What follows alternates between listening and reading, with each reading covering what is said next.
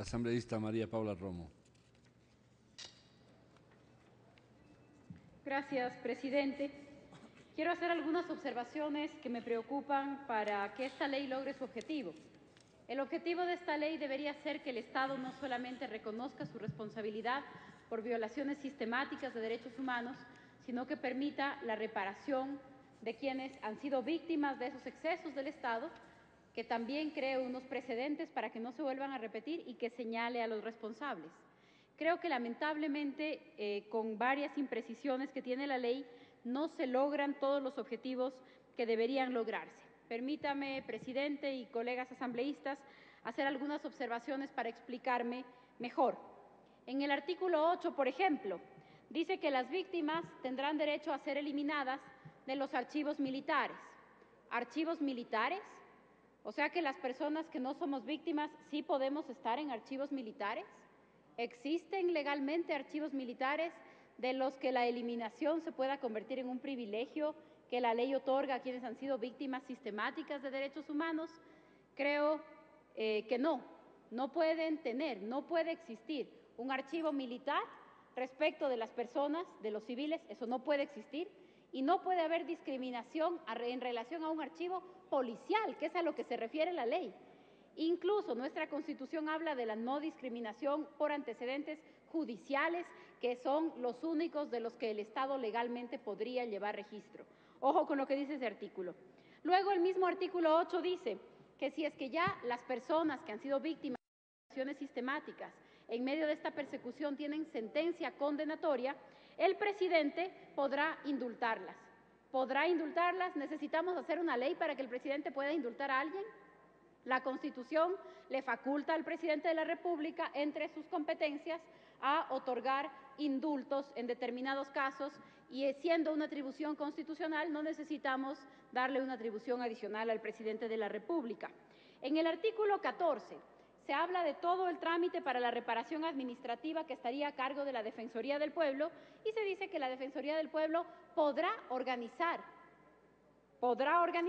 este sistema de reparación. ¿Para qué hacemos la ley si no estamos ordenando que la Defensoría organice el sistema de reparación, sino que le estamos diciendo que podría hacerlo, pero que es básicamente voluntario? En el artículo 15, algo que me parece que es muy delicado y que puede ser solamente un problema de revisión y de tener más cuidado con las palabras. El artículo 15 habla de la reparación judicial y la reparación administrativa, así lo dice el título del artículo. Pero cuando hacemos la revisión del artículo dice que quien haga la reparación administrativa ya no podrá hacer la demanda judicial, que solamente podrá hacerse el reclamo administrativo o la demanda judicial. Evidentemente estoy de acuerdo en que una persona no pueda recibir una indemnización por el mismo motivo dos veces, pero una demanda judicial tiene otros objetivos también, que son señalar a los responsables de una violación sistemática de derechos humanos, no solamente indemnizar. Debería quedar claro entonces que una persona puede acudir, reclamar una reparación, una indemnización en el trámite administrativo, pero que no con eso rechaza, niega, renuncia a la posibilidad de perseguir judicialmente, señalar y hacer responsables a quienes hayan sido los que decidieron o los que ejecutaron estas violaciones. En el artículo 16, cuando se habla de la obediencia debida, no se hace una especificación del grado de responsabilidad. Nadie puede eximirse de responsabilidad si es que dice que ha cometido una violación de derechos humanos por seguir una orden. Es responsable. Ese es un principio que ya se ha trabajado en otros países y que está reconocido en nuestra Constitución. Claro que sí, pero no son responsables en igual grado. Debe señalarse la participación del que da la orden y no solamente de quien la ejecuta. De lo contrario, lo que tendríamos es una serie de chivos expiatorios para un informe que señala 400 violaciones muy graves y de distinto tipo de derechos humanos a ecuatorianos y ecuatorianas en los últimos años. Luego la ley habla de representación judicial de las víctimas a través de la Defensoría del Pueblo y de algunos procedimientos especiales. Deberíamos ser muy cuidadosos en no desnaturalizar las instituciones con las que hoy cuenta el Estado ecuatoriano y el ordenamiento jurídico.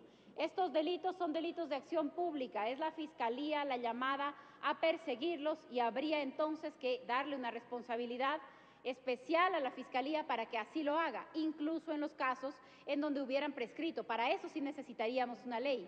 La Defensoría del Pueblo, que se haga cargo de los temas administrativos, es correcto, y la representación judicial en ningún caso la Defensoría del Pueblo, sino la Defensoría Pública, que tiene como una de sus facultades inherentes, parte de su naturaleza, hacer la representación judicial de las víctimas.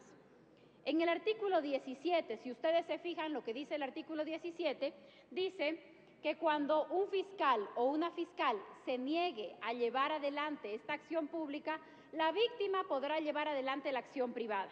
La forma en la que está redactado solamente permitiría que las víctimas vivas puedan seguir un proceso judicial, porque entonces en casos de delitos contra la vida ya nadie más estaría facultado a del fiscal y poner la demanda privada. Si estamos hablando de casos en donde tenemos desapariciones extrajudiciales, ¿cómo es que le requerimos que sea la víctima viva la que siga el proceso judicial? Creo que la ley tiene una serie de temas a ser todavía revisados si queremos que logre su real objetivo. Si no, me preocupa que lo que vamos a hacer es poner una ley que además va a ser polémica, como seguramente lo mostrará el debate que esta tarde tendremos, pero además una ley que solamente aporte con la polémica y que en realidad no permita al Estado ni corregir estas violaciones, ni encontrar a los culpables, ni las víctimas ser reparadas. Antes de terminar, señor presidente, solamente quisiera decir que este debería ser considerado un caso excepcional. Es decir, se creó la Comisión de la Verdad porque los órganos institucionales, la Fiscalía, los jueces, no funcionaron para castigar los excesos, porque hubo una complicidad de todo el aparato estatal para permitir, provocar, ser autor de estas violaciones sistemáticas. Con una ley como esta, lo que deberíamos buscar es cerrar ese ciclo. Por eso la pregunta es si de verdad estamos cerrando este ciclo y si los órganos que hoy tenemos nos sirven mejor o con menos complicidad que los que están señalados en los casos de estos informes. Tenemos en este informe el caso, por ejemplo, de Damián Peña. Damián Peña murió a los 16 años, era un dirigente de la FESE, recibió un disparo entre los ojos en una protesta estudiantil en la ciudad de Cuenca. Su indagación fiscal ha durado 10 años. La indagación, todavía no empieza la instrucción, porque los sindicados son miembros de la Policía Nacional. Las últimas audiencias diferidas se han dado en estos meses de este año. ¿Qué ciclo estamos cerrando? La semana pasada hizo su rendición de cuentas el fiscal general del Estado y aceptó que en lo que va del año, 3 personas que hacen parte del sistema de protección de víctimas y testigos han sido asesinadas en lo que va del año. ¿Cuántas personas en lo que va del año han muerto en custodia del Estado en las cárceles? Al empezar el año, el autor material del asesinato, del sicariato cometido contra el señor Espinosa en la ciudad de Quito, fue asesinado en el pabellón de alta seguridad en horas de visita en el penal García Moreno, mientras estaba en custodia del Estado.